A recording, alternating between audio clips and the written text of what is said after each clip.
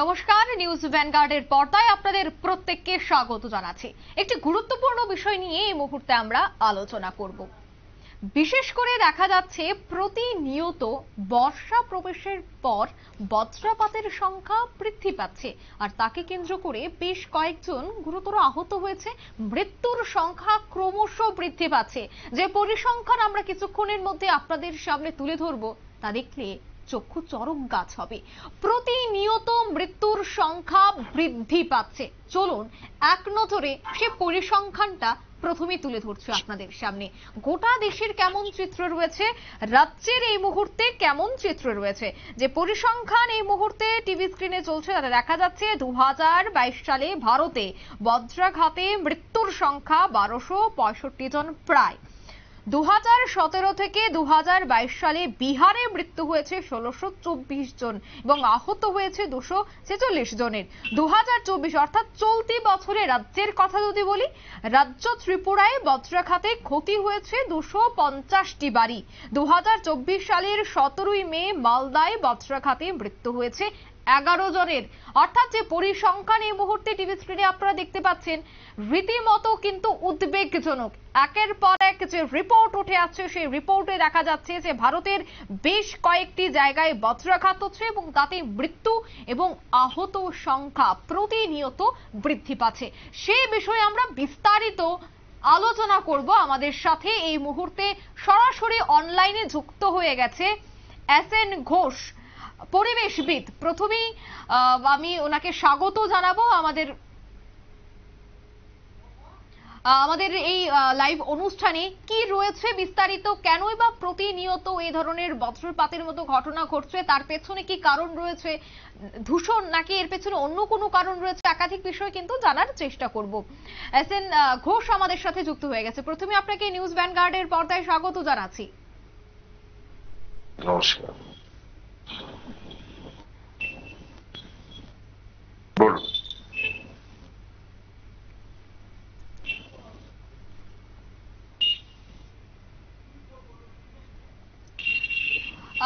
এই যে প্রতিনিয়ত বজ্রপাত হচ্ছে, এই বিষয়গুলি কেন ঘটছে, তার নেপথ্যে কি কারণ থাকতে পারে?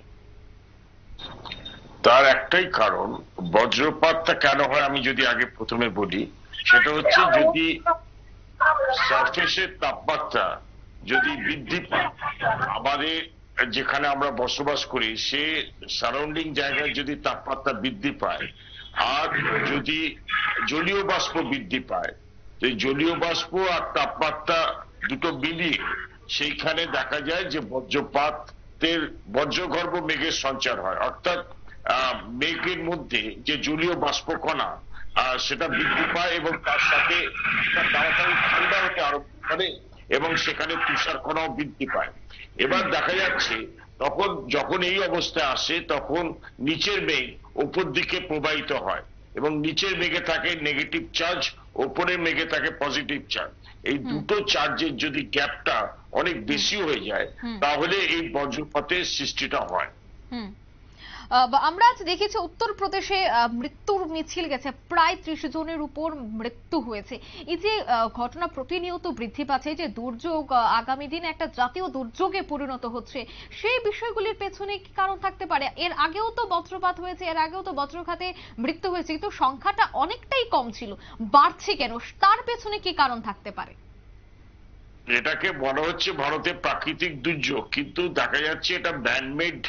যে আমাদের পলিউশন হচ্ছে, যেভাবে দূষণ বৃদ্ধি হচ্ছে, তার কারণে এটা বাড়ছে। যেমন গ্রিন হাউস গ্যাস এমিশন যেভাবে কলকারখানা থেকে বলুন, ডিজেল গাড়ি, পুরনো গাড়ি থেকে বাড়ছে, মিথেন গ্যাস, ধান খেতে থেকে যেভাবে মিথেন গ্যাস বাড়ছে, তার ফলে দূষণটা বাড়ছে। এবং দেখা যাচ্ছে যে বাতাসে এরোসল নামক এইটা বাড়ছে, এরোসলের বৃদ্ধি হওয়াতে এই দূষণটা বাড়ছে।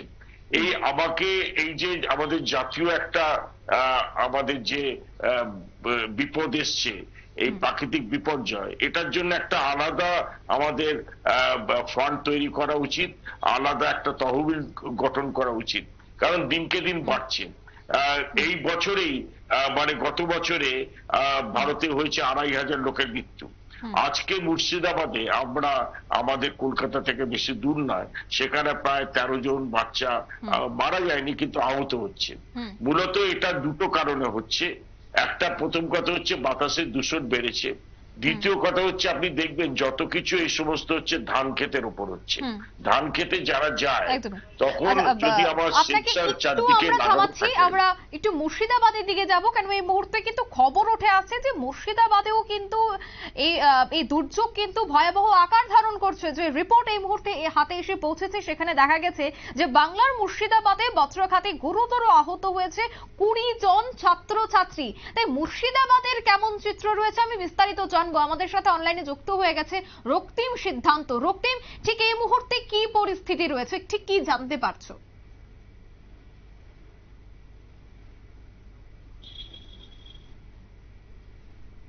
রক্তিম, তোমার সাউন্ড কিন্তু শোনা যাচ্ছে না, একটু যদি দেখো।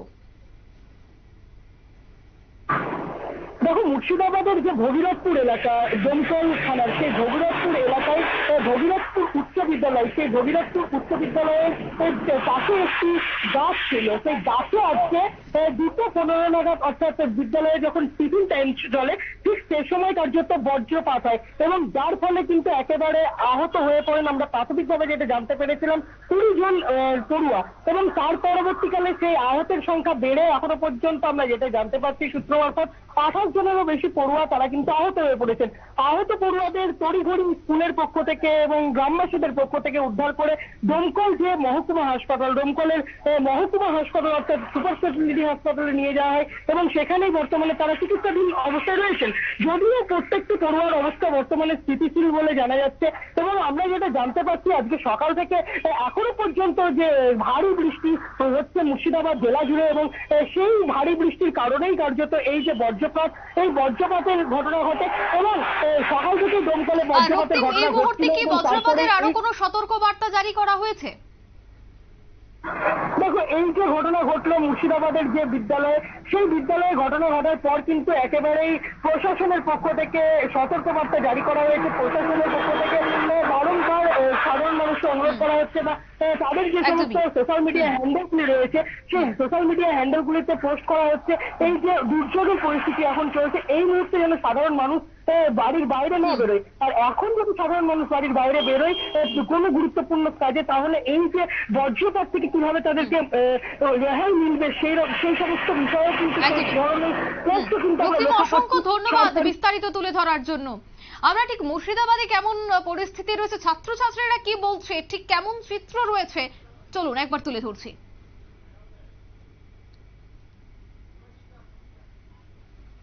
আপনারা দেখতে পাচ্ছেন সেই চিত্র, মুর্শিদাবাদের সেই ঘটনা।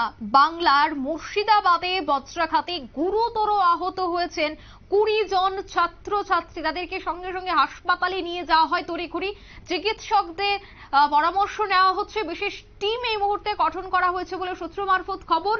24 ঘন্টায় যে পরিসংখ্যান, সেখানে উত্তরপ্রদেশে 38 জনের মৃত্যু হয়েছে। অন্যদিকে বাংলার মুর্শিদাবাদে 20 জন ছাত্রছাত্রী গুরুতর আহত হয়েছে। চিকিৎসকরা এই মুহূর্তে তড়িঘড়ি চিকিৎসা কাজে লেগে পড়েছে এবং তাদেরকে পর্যাপ্ত পরিমাণে চিকিৎসা পরিষেবা প্রদান করা হয়েছে। রীতিমতো মুর্শিদাবাদে হট্টগোল পরিস্থিতি। আরো কয়েকদিন কিন্তু বজ্রপাতের সতর্ক বার্তা জারি করা হয়েছে। কি বলছেন ছাত্রছাত্রীরা, কি উঠে আসছে সেটাও শোনাচ্ছি। হ্যাঁ, কি হয়েছে ছাত্রী? প্রোগ্রাম চলতেছিল আর কি, তারা গেছে আমি কই পারলাম না। এরপরে দু একজন পড়া আরম্ভ করছে। কোন ক্লাসে তারা? ক্লাস 9। যে এনএনএসএস প্রোগ্রাম ওইটা ছিল, এনাদের পাঙ্কা টাঙ্কা আসলো? না, এটার ভিতরে পাঙ্কা নাই, এমনি ক্লাসরুমও পাঙ্কা আছে। গরমে কেমন ছিল? গরম তো ভালো গরম। আপনারা শুনলেন ছাত্রছাত্রীদের বক্তব্য। আমরা আবারও আলোচনায় চলে যাচ্ছি। এসএন ঘোষ আমাদের সাথে রয়েছে অনলাইন। প্রথমে একটা বিষয় জানবো যে প্রাকৃতিক দুর্যোগকে কখনোই থামানো সম্ভব নয়, কিন্তু কি প্রয়োজন, কি করা দরকার? এই যে পরিবেশ দূষণ যার মূল কারণ আপনি বলছিলেন, সেই বিষয়গুলিকে কিভাবে রোধ করা সম্ভব হবে বা এই বিষয়গুলিকে নিয়ে সাধারণ মানুষকে কতটা সচেতন হতে হবে? প্রথম কথা হচ্ছে বজ্রপাত হবে কিনা সেটা জানার জন্য আমাদের এই ডিটেক্টর লাগাতে হবে, যেটাকে আমরা বলি থান্ডারস্টর্ম ডিটেক্টর, এবং বজ্রপাতকে রুখতে গেলে আমাদের অ্যারেস্টার লাগাতে হবে, যেটা বজ্রপাত অ্যারেস্ট করে, যেটা মূলত তামা আর অ্যালুমিনিয়ামের হয় এবং 30-40 ফিট লম্বা একটা রডের মধ্যে থাকে, সেখানে তার থাকে, সেটা দিয়ে মাটির নিচে ওটাকে প্রবেশ করিয়ে দেওয়া হয়।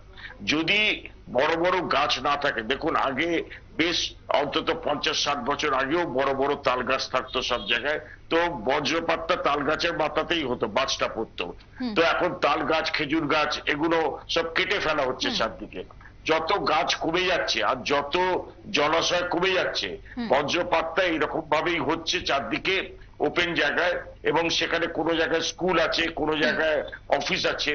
এখন কথা হচ্ছে যে যেখানে বাংলাদেশেও হচ্ছে, গত মাসে জলপাইগুড়ি মালদাতেও হয়েছে, এখানে দেখা যাচ্ছে যে মূলত আমাদের পশ্চিমবঙ্গে ধান ক্ষেতগুলোতে হচ্ছে, কারণ এখানে ধান ক্ষেতে যারা চাষ করতে যায় তারা খালি পায়ে যায়। এখন যদি পায়ে যদি রাবারের সোল থাকে, রাবারের চটি থাকে বা রাবারের জুতো থাকে, তাহলে কিন্তু ওটাকে প্রতিরোধ করা যায়। যদি চামড়ার জুতো থাকে এবং জুতো যদি ভেজা থাকে, তাহলে কিন্তু বজ্রপাতে মৃত্যু হবে। এই যে মুর্শিদাবাদের স্কুলে যারা আহত হয়েছেন ছাত্রছাত্রীরা, একটা যখন বজ্রপাত হয় তখন 10,000 ভোল্ট সেই তড়িৎটা নেমে আসে। এবার 10,000 ভোল্টটা যখন একটা গাছের উপর পড়লো, সেখান থেকে যে বিকিরণটা হয়, তো সেখানে আশেপাশে যারা থাকে, প্রথম কথা হচ্ছে একটা বিকট শব্দে তারা ভয় পেয়ে যায়, কারণ এখানে যেমন তাপমাত্রা উৎপন্ন হয়, সেরকম শব্দ হয়, সেরকম বিদ্যুৎ প্রবাহিত হয়। তো সব মিলিয়ে একটা হার্ট অ্যাটাকের মতন হয়, মানে হিট জনিত সমস্যা হয়, এবং তাদের এই যে শব্দ আর বিদ্যুতের এই গতি, এটা দেখে অনেকে ভয় পেয়ে যায়, অনেকে আহত হয় গুরুতর। আমরা বিশেষভাবে দেখতে পাচ্ছি কৃষকরা সব থেকে বেশি এই বজ্রাঘাতে প্রতিনিয়ত আহত হচ্ছে বা তারা এই বজ্রাঘাতের কবলে পড়ছে। সেক্ষেত্রে যখন সতর্ক বার্তা দেওয়া হচ্ছে আইএমডির পক্ষ থেকে, সেই বিষয়গুলিকে নিয়ে কৃষকরা সচেতন থাকা প্রয়োজন, কেননা তারা যখন কৃষি কাজে যাচ্ছেন বা জল নিতে যাচ্ছেন তখনই সব থেকে বেশি আক্রান্ত হচ্ছেন। তাই কৃষকদের জন্য আপনি কি বার্তা দেবেন? দেখুন, কৃষকদের যদিও অনেকের কাছে মোবাইল থাকে, কিন্তু এই বজ্রপাতের সময় মোবাইলটা অন করা উচিত না। সমস্ত জায়গায় মাইকিং করতে হবে, অর্থাৎ গ্রামে গঞ্জে একদম রুরাল ইন্টেরিয়ারে মাইকিং ব্যবস্থা করতে হবে। প্রথম কথা হচ্ছে ডিটেক্টর বলবে যে, বা সেন্সর বলবে যে বজ্রপাত এখন শুরু হবে। মাইকিং ভীষণভাবে প্রশাসনের দরকার, মাইকিং করা, কারণ অনেক সময় অনেকে মোবাইল নিয়ে যায় না, তারা বুঝতে পারে না, তাদের কেউ ইনফরমেশন পায় না। তো প্রত্যেকটা জায়গায়, প্রত্যেকটা কর্নারে মাইকিং করতে হবে, যাতে কৃষকরা ওই ধান ক্ষেত থেকে চলে আসে, জমি থেকে ছেড়ে চলে আসে, অথবা যদি হঠাৎ বৃষ্টি বা বজ্রপাত শুরু হয়, তারা যেন মাটিতে উপর হয়ে শুয়ে পড়ে, মাথা নিচু করে শুয়ে পড়ে বা মুখ নিচু করে বসে পড়ে, কিন্তু কোনোভাবেই গাছের তলায় থাকা উচিত না। তাদের একটা পাকা শেডের তলায় চলে আসা উচিত, এবং কোন লোহার জিনিসে হাত দেওয়া উচিত না। একদমই। আমি আপনাকে একটু থামাচ্ছি, আমরা সরাসরি চলে যাচ্ছি আবহাওয়াবিদ বিশ্বজিৎ রয় আমাদের সাথে টেলিফোন লাইনে যুক্ত হয়ে গেছে। প্রথমে আপনাকে নিউজ ভ্যানগার্ডের পর্দায় স্বাগত জানাচ্ছি। আমরা দেখতে পেয়েছি বিশেষ করে ভারতের উত্তরপ্রদেশের রাজ্যের বেশ কয়েকটি জেলায় ভারী বৃষ্টিপাত সহ বজ্রপাতের ঘটনা ঘটেছে, এবং এতে একদিনে অন্তত 38 জনের মৃত্যু হয়েছে এবং আহত হয়েছে বেশ কয়েকজন, যে পরিসংখ্যান এই মুহূর্তে ভয়াবহ পরিস্থিতি বা ভয়াবহ আকার ধারণ করেছে। এই যে উত্তরপ্রদেশের এই খবর, তারপর মুর্শিদাবাদেও প্রায় 20 জন ছাত্রছাত্রী গুরুতর আহত হয়েছেন। আপনি একজন আবহাওয়াবিদ, কি বলবেন, কিভাবে দেখছেন বিষয়টা? আমি এখানে একটাই কথা বলবো, অ্যাকচুয়ালি আবহাওয়া বিজ্ঞানের এই জায়গাটা, বিশেষ করে থান্ডার ইলেকট্রিসিটি এবং থান্ডারস্টর্ম, এই জায়গাটা নিয়ে এখনো পর্যন্ত বিভিন্ন রকম ভাবে তার বিষয় নিয়ে, কেমন করে বজ্রপাত সৃষ্টি হয়, ক্লাউড ইলেকট্রিফিকেশন কি করে হয়, তার একটা বড় অংশ বিজ্ঞানীদের জানা থাকলেও বর্তমানে তার ভয়ঙ্করতা বাড়ছে কেন, ফ্রিকোয়েন্সি বেড়েছে কি করে, এগুলো তো গবেষণার বিষয় ঠিক আছে, কিন্তু সাধারণ মানুষের কাছে মূল যেটা দরকার, যেটা আমাদেরকে বেশি ভাবায়, আবহাওয়া বিশেষজ্ঞ হিসেবে আমাদেরকে বেশি ভাবায়, সেটা হচ্ছে যে সাধারণ মানুষের কাছে সতর্কতার জায়গাটা কোথায়, এটা অনেকের কাছে জানা নেই। মানে বজ্রপাতের এই ঘটনাগুলোর হাত থেকে রক্ষা পেতে গেলে আমাকে কেমন করে বাইরে থাকতে হবে, এই জায়গাটা আমার মনে হয় অনেক বেশি জানা দরকার। কারণ আপনি উত্তরপ্রদেশের কথা বললেন, সেগুলো তো নিউজে দেখতে পাচ্ছি, মুর্শিদাবাদ এবং মালদায় একটা এরকমের ঘটনা ঘটে গেছিল আমাদের গরমের প্রথম দিকটাতে, সামারে। ফলে স্বাভাবিকভাবে আবহাওয়াবিদ হিসেবে আমরা একটাই জায়গা, আমাদের উদ্বেগের জায়গা, যে সাধারণ মানুষ এখনো পর্যন্ত অনেকেই বিষয়গুলো সম্পর্কে মানে অবগত না, যে কি করে এর হাত থেকে ভালো জায়গায়, নিরাপদ জায়গায় থাকা যেতে পারে, বা কতটা নিরাপদ জায়গায় থাকা যেতে পারে, কি কি সাবধানতা অবলম্বন করা খুব দরকার। এটার জন্য আমরা মনে হয় বেশি উদ্বিগ্ন, যেটা সাধারণ মানুষের কাছে সাধারণভাবে পৌঁছে দেওয়ার একটা আমার মনে হয় একটা এফোর্ট থাকা দরকার সাধারণ মানুষের, পরিবেশ বিশেষজ্ঞদের, আবহাওয়া এবং প্রশাসনিক বিভাগ থেকে, সাধারণ মানুষকে সাবধান করা যে এই সময় ঝড় বৃষ্টি হচ্ছে, বাইরে যাবে না, বা কেমন করে তাকে সতর্ক থাকতে হবে। এটা ফার্স্ট, আমার তো তাই মনে হয় অ্যাকচুয়ালি এটা বেশি দরকার। বিশ্বজিৎ বাবু কি মনে করেন, পরিবেশ দূষণ কতটা দায়ী এই বজ্রপাতের পেছনে? আচ্ছা, এখানে একটা কথা বলি যে বজ্রপাতের পেছনে পরিবেশ দূষণ এবং বজ্রপাতের জন্য পরিবেশ দূষণ, এই দুটো একে অপরের পরিপূরক কিছু কিছু ক্ষেত্রে। আমি প্রথমেই বলে রাখি যে এটা নিয়ে প্রচুর গবেষণা চলছে, প্রচুর রিসার্চ পেপার বেরোচ্ছে। এক্স্যাক্টলি পরিবেশ দূষণ বজ্রপাতকে ট্রিগার করছে কতখানা, সেটা কিন্তু কজ এন্ড এফেক্ট রিলেশনশিপে পুরোপুরি এস্টাবলিশড এখনো পর্যন্ত না। প্রচুর এখনো পর্যন্ত গবেষণা চলছে এবং আরো গবেষণার জায়গা রয়েছে। কিন্তু বর্তমানে গ্লোবাল ওয়ার্মিং বাড়ার সঙ্গে সঙ্গে এবং পরিবেশ দূষণ বাড়ার সঙ্গে সঙ্গে যে এটা বাড়তে পারে, এটাকে থিওরিটিক্যালি নানা রকম করে এক্সপ্লেন করা যায়। এবং আমরা বিভিন্ন গবেষণাপত্রের মধ্যে দিয়েও দেখছি বিভিন্ন জায়গায় যে প্র্যাকটিক্যালি বেশ কিছু জায়গা থেকে এবং এম্পিরিক্যাল এভিডেন্স থেকে, এম্পিরিক্যাল অবজারভেশন থেকে এটা পাওয়া যাচ্ছে যে একটা রিলেশনশিপ পাওয়া যাচ্ছে, এবং সেটা কতটা মানে স্ট্রংলি এস্টাবলিশ সেটা এই মুহূর্তে বলা মুশকিল, কিন্তু রয়েছে। যেমন প্রচুর জায়গাতে প্রচুর বিজ্ঞানী কাজ করতে গিয়ে হাইপোথেসাইজ করেছে যে 1 ডিগ্রি সেলসিয়াস টেম্পারেচার যদি অ্যাভারেজে বেড়ে যায়, যেটা গ্লোবাল ওয়ার্মিং এর সঙ্গে সঙ্গে আমরা দেখছি, তাতে করে 5 থেকে 6% এবং অনেক ক্ষেত্রে 10% বজ্রপাতের সম্ভাবনাটা বেড়ে যায়, মানে থান্ডার স্টর্মের ফ্রিকোয়েন্সি বেড়ে যায়। আমি বলবো বজ্রবিদ্যুৎ সহ এই যে ঝড় বৃষ্টির জায়গাটা। আর এবার দূষিত পদার্থের কথা বলি, যে বায়ু দূষণ যে বাড়ছে, সে বায়ু দূষক গুলোর মধ্যে অর্থাৎ পলিউটেন্ট গুলোর মধ্যে একটা বড় অংশ কিন্তু আমাদের পার্টিকুলেট ম্যাটার, অর্থাৎ খুব ক্ষুদ্র ক্ষুদ্র কণিকা, যেগুলো এয়ারবোর্ন অবস্থায় থাকে, বাতাসে ভাসমান অবস্থায় ক্ষুদ্র কণিকা, যেগুলোকে সাসপেন্ডেড পার্টিকুলেট ম্যাটার বলা হয়, যেগুলোকে অ্যারোসলসও বলা হয়। এই যে এয়ারবোর্ন ডাস্ট পার্টিকেল, যেগুলোর মধ্যে স্বাভাবিকভাবে যেগুলো থাকার দরকার, মৃত্তিকা, শিলাচূর্ণ, তার সঙ্গে সঙ্গে ফুলের পরাগরেণু, সমুদ্রের কাছে গেলে পরে আমরা সল্টের কণিকা পাবো এবং ফ্লাইং অ্যাশ পাবো। কিন্তু বর্তমানে দূষণ বাড়ার সঙ্গে সঙ্গে আরো বহু রকমের এই রকমের পদার্থ বায়ুতে এসে মিশছে এবং বায়ুতে সেগুলো সাসপেন্ডেড অবস্থায় থাকছে।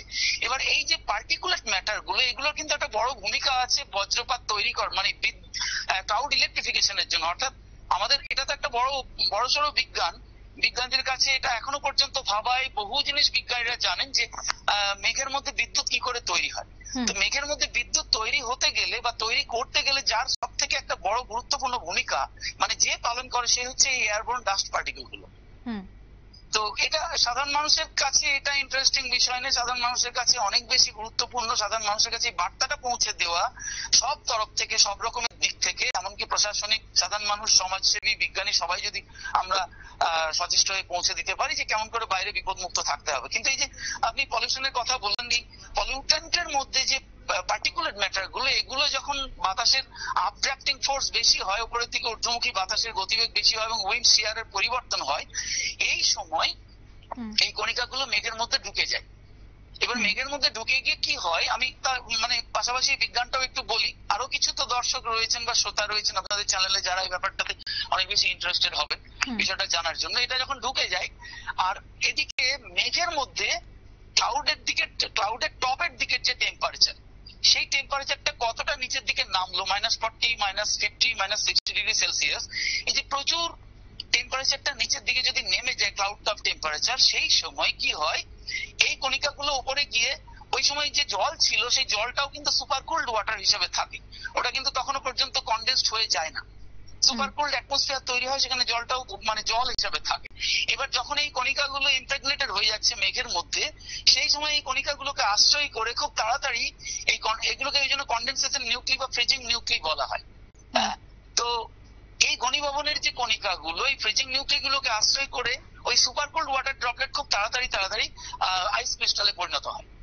এবার মেঘের মধ্যে একটা মানে আমরা যদি বেকারের সমীকরণ দিয়ে দেখি, মানে আমি এই একেবারে বিজ্ঞানের একটু ভেতরেই চলে গেলাম আপনার ইয়ে থেকে, প্রসঙ্গ থেকে, সাধারণ মানুষের ইন্টারেস্টের জন্যই, যে একটা মেঘ যদি তৈরি হয়, আমরা দেখছি বজ্রগর্ভ মেঘ প্রচন্ড কালো কিউমুলোনিম্বাস মেঘ, যেটাকে থান্ডার ক্লাউড বলা হয়ে থাকে। এই কিউমুলোনিম্বাস মেঘ, যেটার উপরের দিকে নিহায়ের মতো মাকুর মতো দেখতে একটা অংশ নিচের থেকে অনেক দূর পর্যন্ত এক্সটেন্ডেড উপরে থাকে, অ্যানভিল টপ ওই উপরের অংশটাকে বলা হয়। এই মেঘটা মূলত এই থান্ডার স্টর্মের জন্য দায়ী। তো এই মেঘের মধ্যে এই যে ইলেকট্রিফিকেশন হচ্ছে, ইলেকট্রিফিকেশনের একটা বড় ভূমিকা পালন করছে কিন্তু সাসপেন্ডেড পার্টিকুলেট ম্যাটার গুলো। ওগুলো যখন মেঘের মধ্যে ঢুকে যায় তখন ওগুলোকে আশ্রয় করে খুব তাড়াতাড়ি প্রচুর পরিমাণে আইস ক্রিস্টাল তৈরি হচ্ছে। আরেকটা জিনিস তৈরি হয় যেটাকে সফট হেল বা গ্রপেল বলা হয়। এবার গ্রপেল গুলো উপরের দিকে থাকে, উপরের থেকে একটু নিচের দিকে নামে একটু ভারী বলে। আর আইস ক্রিস্টাল গুলো ছোট, খুব ছোট ছোট, মানে আমি বলবো বরফের কণিকা গুলো, এগুলো বাতাসের আপড্রাফটিং ফোর্সে উপরের দিকে উঠতে থাকে, দিয়ে গ্রপেলের সঙ্গে আইস ক্রিস্টালের সংঘর্ষ হয়।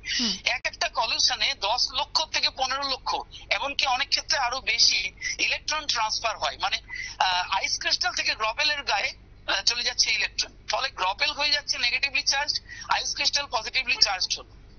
গ্রপেল নেগেটিভলি চার্জড হয়ে বেসে নেমে চলে আসে ক্লাউডের নিচের দিকে। ক্লাউডের নিচের দিকটা, মানে যে থান্ডার ক্লাউড যেটাকে আমি বলছি, বজ্রগর্ভ মেঘ, তার নিচের দিকটাতে ইলেকট্রন এবারে চার্জ ডিস্ট্রিবিউশন হলো, সেপারেশন হচ্ছে।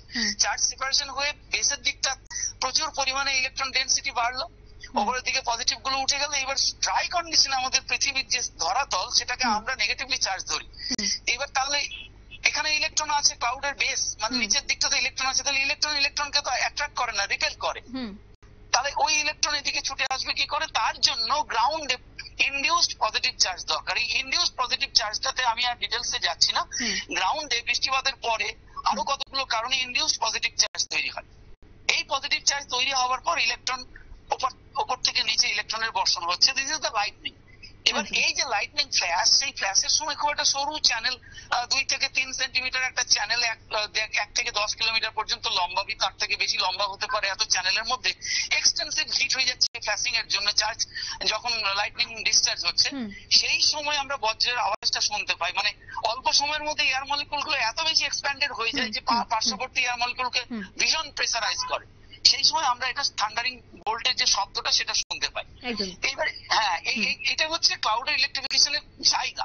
তার মানে বাতাসের আপড্রাফটিং ফোর্স, মেঘের মধ্যে মেঘের রেডিয়াস এবং একটা মেঘের মধ্যে কি পরিমাণ আইস ক্রিস্টাল আছে, গ্রপেল আছে, তার উপরে নির্ভর করছে কত ফ্রিকোয়েন্টলি বজ্রপাত হবে একটা ক্লাউড থেকে।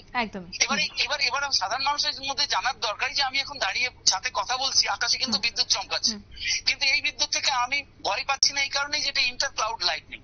একটা মেঘের থেকে আরেকটা মেঘের যে মেঘমন্ডল রয়েছে, সেদিক থেকে ওপাশে লাইটনিং এর ফ্ল্যাশ দেখতে পাচ্ছি। কিন্তু আরেক রকমের হয়, অনেক রকমের হয়, একটা ইন্ট্রা ক্লাউড, একটা inter cloud. Cloud two air discharge হয়। আবার যেটা আমাদের কাছে ভয়ঙ্কর, সেটা হচ্ছে মেঘ থেকে গ্রাউন্ডে, ক্লাউড টু গ্রাউন্ড লাইটনিং। এটাই কিন্তু এই লাইটনিং স্ট্রাইকের সব থেকে ভয়াবহ জায়গা, এবং সাধারণ মানুষ বিপদগ্রস্ত হয়। ধন্যবাদ বিশ্বজিৎ বাবু। আমরা এই বিষয়টা নিয়ে আরো কয়েকদিন পর আরো আলোচনা করব। সময় আমাদের একটু সামান্য কম রয়েছে, আমরা অবশ্যই সেই বিষয়টা নিয়ে আলোচনা করব, তো কিভাবে এই বজ্রপাতের সম্ভাবনা প্রতিনিয়ত বাড়ছে। ধন্যবাদ আপনাকে। আমরা আবারও চলে যাচ্ছি, এসএন ঘোষ আমাদের সাথে যুক্ত রয়েছেন অনলাইনে ভার্চুয়ালি। আমরা ওনার সাথে মূলত আলোচনা করব যে কি কারণ থাকতে পারে, বা এই যে প্রশাসনিক তৎপরতা, তার কতটা বাড়ানো প্রয়োজন। তার আগে বলি, বিশ্বজিৎ বাবু যেটা বললেন, এটা বিজ্ঞান ভিত্তিক আলোচনা হলো। আমি সহজভাবে বলতে যাই আপনাদের দর্শকদের, যে যত বিশ্ব উষ্ণায়ন বাড়বে আর যত বাতাসে ভাসমান ধূলিকণার পরিমাণ বাড়বে এবং বাতাসে এই যে ধাতব কণা যত বাড়বে, এই বিশ্ব উষ্ণায়নের সাথে ধাতব কণাগুলো যে একটা হিট রেডিয়েশন হচ্ছে, যখনই মেঘে মেঘে ঘর্ষণ হচ্ছে, তখন ধাতব কণা গুলো যখন ভাসছে, তো যখনই বজ্রপাত হচ্ছে, ধাতব কণা যখন বায়ুমণ্ডলে ভাসছে, তখন বজ্রপাতের ইন্টেন্সিটিটা, অর্থাৎ বজ্রপাতের তীব্রতাটা বাড়িয়ে দিচ্ছে, সেটা আরো জোরে মাটিতে প্রবেশ করছে। তো সেই জন্যে আগে প্রথম কথা, আগে গাছ থাকতো সব জায়গায়, আগে জলাশয় থাকতো, এখন গাছ কেটে ফেলা হয়েছে, এটা পরিবেশগত অপরাধ, জলাশয় ভরাট করা হয়েছে। এবং তার সাথে এই যে বায়ু দূষণ, যেটা আমরা বলছি গ্রিন হাউস গ্যাসের জন্য এফেক্ট হচ্ছে বিভিন্ন কলকারখানা গাড়ি থেকে, সেইটা যেরকম তার মধ্যে ধাতব কণা এবং এরোসল যেভাবে এসছে, সেই নানান ধরনের নতুন ধরনের যে দূষণগুলো আসছে, পার্টিকুলার ম্যাটার, অতি ক্ষুদ্র ক্ষুদ্র ম্যাটার, সেইগুলো কিন্তু এই বজ্রপাতের ইন্টেন্সিটিটা বাড়িয়ে দিচ্ছে। এবার এই বজ্রপাতটাকে রুখতে গেলে প্রথমে আমাদের ডিটেক্টর লাগাতে হবে, মাইকিং করতে হবে, এবং প্রথমে সরকারকে একটা ডিজাস্টার ম্যানেজমেন্ট টিম করতে হবে যারা এই সময় রেডি থাকবে, এবং সরকারকে একটা আলাদা তহবিল দিতে হবে যারা বজ্রপাতে যাদের মৃত্যু হয় বা যাদের আহত হয় তাদেরকে যাতে ক্ষতিপূরণ দেওয়া হয়, এই ব্যবস্থাগুলো করতে হবে। এবং সাথে সাথে উঁচু উঁচু যে বাড়িগুলো আছে সেখানে আপনার অ্যারেস্টার গুলো রাখাতে হবে যাতে অ্যারেস্ট করতে পারে। বিভিন্ন সময় সময় কি ক্যাম্প করা প্রয়োজন? কেননা অনেকেই এই বজ্রপাতে কি করবে তারা বা কি কি সতর্ক অবলম্বন করা প্রয়োজন, তার জন্য প্রশাসনের তরফ থেকে যদি ক্যাম্প করা হয় তবে কি সে বিষয়টা নিয়ে মানুষ আরো অনেকটা সচেতন হবে? প্রথম কথা ক্যাম্প করা দরকার, তারপর বজ্রপাতের সময় একটা টেম্পোরারি শেল্টার দরকার হয়। আপনারা যেমন মিডিয়া আলোচনা করছেন এই বজ্রপাতটা, এটা খুবই গুরুত্বপূর্ণ আলোচনা। এরা আপনারা বর্ষাকালে এটা যদি মাঝে মাঝে আপনারা করতে থাকেন লোকে জানতে পারবে। আপনারা যে বিষয়টা নিয়ে আলোচনা করলেন খুবই গুরুত্বপূর্ণ, তাতে অনেক লোক অনেক কিছু জানতে পারলো। তো এটা আমাদের জনচেতনা বাড়াতে গেলে এই ধরনের ক্যাম্প করতেই হবে। আমরা দেখতে পাই বজ্রপাতে প্রচুর মানুষের মৃত্যু হয়। আজ উত্তরপ্রদেশে প্রায় 37 জনের মৃত্যু হয়েছে। সেক্ষেত্রে এই যে মৃত্যুর সংখ্যা বাড়ছে সেই জায়গায় কেন্দ্রের কি লাইফ ইন্স্যুরেন্স বিষয়টা তার আওতায় আনা প্রয়োজন, কি বলবেন? ডেফিনেটলি, কারণ এই বজ্রপাতে অ্যাকচুয়ালি এগুলো হচ্ছে প্রাকৃতিক দুর্যোগ বলে হয়। প্রাকৃতিক দুর্যোগে লাইফ কভারেজ থাকে না, তবে চিন্তা করার সময় হচ্ছে যেমন এখন ক্যান্সারে যাদের মৃত্যু হয় তাদের যেমন ইন্স্যুরেন্স কভারেজ থাকছে, তো বজ্রপাতে যেভাবে মৃত্যু হচ্ছে সেখানে হতে পারে একটা অ্যাক্সিডেন্টাল ডেথে হতে পারে, ইন্স্যুরেন্স কোম্পানিগুলো চিন্তা করতে পারে। তবে এগুলো প্রাকৃতিক দুর্যোগ বলে, ন্যাচারাল ডিজাস্টার বলে চালিয়ে দেওয়া হচ্ছে। কিন্তু আমাদের দেখতে হবে পরিবেশ দূষণটা আমরা যত তাড়াতাড়ি কমাতে পারবো, বায়ু দূষণটাকে আমরা কমাতে পারবো। এবং এই যে গাছ কাটা চলবে না, বড় বড় গাছ, একটা বজ্রপাতে রুখতে গেলে যে আগে তাল গাছ থাকতো, তাল গাছ বড় হতে সময় লাগে 30-40 বছর, তবে গিয়ে অত লম্বা তাল গাছে ওরা অ্যারেস্টারে কাজ করতো। এখন ওই তাল গাছ কেটে ফেলা হয়েছে। তো আমাদের বনাঞ্চল কমে যাচ্ছে, যত বেশি বনাঞ্চল কমছে, কারণ আপনি বলতে চাই এই যে ভারতবর্ষে মাথাপিছু মাত্র 28টা গাছ, যেটা বিদেশে আছে মাথাপিছু 1200 গাছ 1800 গাছ, সেখানে ভারতবর্ষে প্রতি জন পিছু 28টা গাছ। এটা গাছের সংখ্যা আরো বাড়াতে হবে, আরো বনাঞ্চল করতে হবে এবং সতর্কীকরণ এটা যাতে বজ্রপাতের সময় মাইকিং করে করা যায়, সেটা লোকাল প্রশাসন বা পঞ্চায়েতকে সেই ভূমিকাটা তাদের পালন করতে হবে।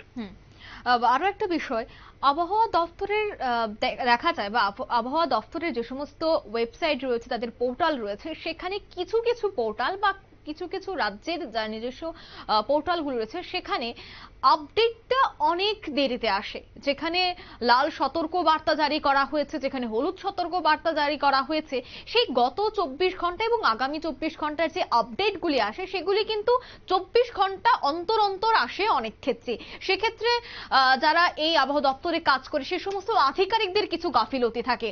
অনেকেই কিন্তু নজর, যেহেতু প্রযুক্তির যুগ চলছে, অনেকেই মোবাইলে সেই আপডেটগুলি দেখতে থাকেন যে আজ কোন সময় বৃষ্টি হবে, কোন জায়গায় লাল সতর্ক বার্তা রয়েছে, কোন জায়গায় হলুদ সতর্ক বার্তা রয়েছে। সেই জায়গায় আবহাওয়া দপ্তরের যারা কর্মীরা রয়েছে, যারা আধিকারিকরা রয়েছে, তাদের সেই বিষয়গুলি খুব দ্রুত আপডেট করা মনে হয় না প্রয়োজন, কি বলবেন?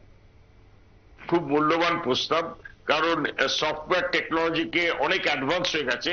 এখন ইনস্যাট এসছে, স্যাটেলাইট টেকনোলজি এসছে, জিপিএস এসছে, তো এইগুলোকে আরএফআইডি এসছে। তো এই টেকনোলজি, সমস্ত টেকনোলজিকে নিয়ে আইএমডি কে অনেক আরো উন্নত মানের করতে হবে, যারা ইনস্ট্যান্ট আমরা খবর দিতে পারি। এতটা দেরি হয়ে গেলে কিন্তু অনেক লোকের মৃত্যু হয়ে যাবে, যাতে আমরা অ্যাডভান্স খবর দিতে পারি, নট ইনস্ট্যান্ট। আমি অন্তত যাতে 5 মিনিট আগে বজ্রপাতের খবরটা দিতে পারি, সেইভাবে আমাদের সফটওয়্যার টেকনোলজিকে আরো ডেভেলপ করতে হবে, আমাদের প্রযুক্তিগত দিকটা আরো উন্নত করতে হবে। এই যে পরিবেশ দূষণের ফলে প্রতিনিয়ত বজ্রপাতের সংখ্যা বৃদ্ধি পাচ্ছে, সেক্ষেত্রে আপনি কি বলবেন, সাধারণ মানুষকে আপনি কি বার্তা দেবেন যে এই বজ্রপাতকে সামাল দিতে? বা দেখুন যে এই যে আবহাওয়া দপ্তরের তরফ থেকে বিভিন্ন আপডেট দেওয়া হচ্ছে, তারপরেও একাধিক জায়গায় এই ধরনের খবর উঠে আসছে, সে বিষয়ে কি বলেন? প্রাকৃতিক বা প্রকৃতির তাণ্ডব লীলা থামানো কারোর পক্ষে সম্ভব নয়, কিন্তু মানুষকে কতটা সচেতন হতে হবে এবং এই যে পরিবেশ দূষণ সেই বিষয়টা কিভাবে চিন্তা করতে হবে, কি বার্তা থাকবে আপনার? আমি দূষণের জন্য যেটা বলতে চাই সেটা হচ্ছে বাইরের দেশেও দূষণ আছে, তবে এতটা দূষণ নয়। তারা প্রযুক্তিগত এত উন্নত করেনি, ভারতও করেছে, কিন্তু আমাদের যেটা মূল, যেটা আমি গবেষণা করে দেখতে পেরেছি, সেটা আমাদের দেশে ডিজেল গাড়ি অনেক বেশি চলে, এবং ডিজেল থেকে যে হাইড্রোকার্বন এবং অ্যারোসোল যে সমস্ত নির্গত হয় পদার্থ, সেটা কিন্তু বজ্রপাতের এই মেটালিক পার্টিকেলস এর একটা অন্যতম বিষয়। এছাড়া আমাদের এগ্রিকালচার পাম্পসেট যেটা গ্রামে গঞ্জে চলে, যেটা আমাদের কৃষিকার্যে লাগে, সেই পাম্পসেটে কাঁটা তেল মানে ডিজেলের সাথে কেরোসিন ফেরোসিন অনেক ককটেল মিশিয়ে ভেজাল তেল দিয়ে চালানো হয়, সেটা থেকে অনেক বিষাক্ত পদার্থ নির্গত হয়। এছাড়া আমরা যখন ধান চাষ করি সেখানে আমরা গোবর ইউজ করি সার হিসেবে, ফার্টিলাইজার হিসেবে। মিথেন গ্যাসটা হচ্ছে গ্রিন হাউস গ্যাস, এটা একটা খুব বিচ্ছিরি রকমের গ্যাস। তো মিথেন গ্যাস যেহেতু উত্তপ্ত করে চারদিকটা, তাই জন্য ধান খেতে দেখবেন ধান খেতে বেশি মৃত্যু হয়। তো এই ধরনের যত গ্রিন হাউস গ্যাস, আমাদের যে চারদিকে যে তাপবিদ্যুৎ কেন্দ্রগুলো আছে, সেটা কয়লায় চালিত তাপবিদ্যুৎ কেন্দ্র, সেখান থেকে ফ্লাই অ্যাশ অনেক নির্গত হয়। বাইরের দেশে যদি আজকে যদি সোলার এনার্জি এসে যায় তাহলে এতটা দূষণ হবে না। ফ্লাই অ্যাশ যেটা আমাদের যে ধরনের নিম্নমানের কয়লা ইউজ করি, সেখান থেকে যে রেডিয়েশন হয় চিমনি থেকে, সেই ফ্লাই অ্যাশটা, এটা কিন্তু ভেবে দেখার সময় এসছে। সেই যে ছোট ছোট ধূলিকণা, একটা জ্বলন্ত ধূলিকণা বেরোচ্ছে, এদিকে বৃষ্টি হয়েছে, মেঘ হয়েছে, এদিকে আপনার দেখুন চিমনি থেকে একটা অগ্নিগর্ভ একটা ধূলিকণা বেরোচ্ছে, তার মধ্যে মানে তেজ বিকিরণ ক্ষমতা অনেকটা বেশি, সেটা যখন হাওয়ায় মিশছে তখন ইন্টেন্সিটিটা বেড়ে যাচ্ছে। তো এইগুলো আমাদের আছে যে বায়ু দূষণ কমাতে গেলে আমাদের যে ফসিল ফুয়েল আছে, অর্থাৎ যে জৈব জ্বালানি আমরা ব্যবহার করছি না, আমরা যেটা কনভেনশনাল ফুয়েল ইউজ করছি, তার ব্যবহারটা অনেকটা কমাতে হবে, তবে গিয়ে আমাদের বায়ু দূষণ কমবে। একদমই ধন্যবাদ আপনাকে বিস্তারিত তুলে ধরার জন্য। আমরা বিভিন্ন বিষয় নিয়ে আপনাদের সামনে তুলে ধরেছি, বিশেষ করে পরিবেশবিদ তারা কি বলছেন, এছাড়া আবহাওয়াবিদরা তারা কি বলছেন। অর্থাৎ পরিসংখ্যান কিন্তু বলছে ভয়াবহ আকার ধারণ করছে, এবং যে পরিসংখ্যান আমাদের সামনে উঠে এসেছে সেই পরিসংখ্যানে দেখা গেছে গত 2 বছরে সব থেকে বেশি বেড়েছে বজ্রপাতের মৃত্যুর সংখ্যা, আহত সংখ্যা। চলুন আরো একবার আমরা দেখে নেব সেই রিপোর্ট, সেই চার্ট যা এই মুহূর্তে বেরিয়ে এসেছে, একেবারে উদ্বেগজনক সেই চিত্র বা সেই পরিসংখ্যান কিন্তু আমরা আরো একবার আপনাদের সামনে তুলে ধরছি যে কেমন রয়েছে, কি পরিস্থিতি রয়েছে গোটা দেশের, বিশেষ করে রাজ্য ত্রিপুরা, বিশেষ করে উত্তরপ্রদেশ এবং বাংলার বিভিন্ন জায়গায় বজ্রপাতে কতজনের মৃত্যু হয়েছে, কতজনের ক্ষতি হয়েছে, সে পরিসংখ্যান আমরা কিছুক্ষণ আগে আপনাদের সামনে তুলে ধরেছিলাম। আবারও আপনাদের সামনে সেই পরিসংখ্যান কিন্তু তুলে ধরবো। আমি অবশ্যই আমার ভিসিআরকে বলবো সেই পরিসংখ্যানটা যদি একবার তুলে দেওয়া যায়, দর্শকরা যেন আবারও দেখতে পায় যে কেমন রয়েছে পরিসংখ্যান। বিশেষ করে ত্রিপুরা, একেবারে উত্তর পূর্বাঞ্চলের একটি রাজ্য ত্রিপুরা, সেখানেও বজ্রপাতের যে পরিসংখ্যান তা কেমন রয়েছে। এই যে পরিসংখ্যান আপনারা টিভি স্ক্রিনে দেখতে পাচ্ছেন, সেখানে 2017 সাল থেকে 2022 সালে বিহারে মৃত্যু হয়েছে প্রায় 1624 জনের, আহত হয়েছেন 246 জন। 2017 থেকে 2022 সালে বিহারের সেই পরিসংখ্যান আপনারা দেখতে পাচ্ছেন। ত্রিপুরায় ক্ষতি হয়েছে 250টি বাড়ি। 2024 সালে 17 মে মালদায় বজ্রপাতে মৃত্যু হয়েছে 11 জনের। আজ যে পরিসংখ্যান উঠে এসেছে উত্তরপ্রদেশ থেকে, সেই পরিসংখ্যান কিন্তু যথেষ্ট ভয়াবহ। সেখানে দেখা গেছে 38 জনের প্রায় মৃত্যু হয়েছে। মুর্শিদাবাদে 20 জন ছাত্রছাত্রী গুরুতর আহত। তাই সেক্ষেত্রে প্রত্যেককে সচেতন থাকতে হবে, সে বার্তাই কিন্তু এবার তুলে ধরেছে আবহাওয়াবিদ এবং পরিবেশবিদ দুজনেই। নিয়ে ছোট্ট একটি বিজ্ঞাপন বিরতি, সঙ্গে থাকুন।